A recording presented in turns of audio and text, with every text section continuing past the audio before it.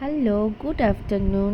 এখন আমরা সবাই মিলে যাচ্ছি মা শীতলার পুজো দিতে। আজকে আমাদের পাড়ায় ঠান্ডা উপোস। প্রতি বছরই এই দায়িত্বটা রাজা নিয়ে থাকলো, এবছরও আসতে পারলো না, তাই আমাকেই বললো তুমিই চলে যাও। কাকিমাদের সাথে যাচ্ছি মন্দিরে। মন্দিরটা আমাদের বাড়ির পাশেই, বেশ ভালোই লাগছে। হেঁটে হেঁটে গল্প করতে করতে যাচ্ছি।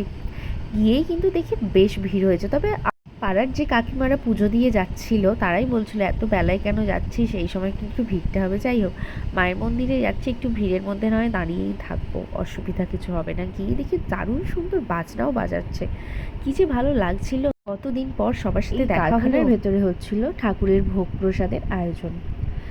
বেশিক্ষণ দাঁড়াতে হয়নি, খুব তাড়াতাড়ি পুজোটা হয়ে গেল।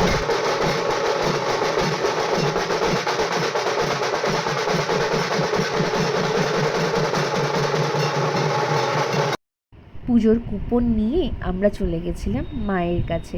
মাকে মালাটা পরিয়েও দেওয়া হলো। আর পাশেই দেখি রাধাকৃষ্ণর খুব সুন্দর একটা মূর্তি আছে। মা মনসার কাছে ধূপ ধুনো মনস্কামনা জানিয়ে চললাম বাড়ি। আর তোমরা কিন্তু এখানে যারাকে দেখতে পাওনি, কারণ যারা মামার বাড়ি গেছে।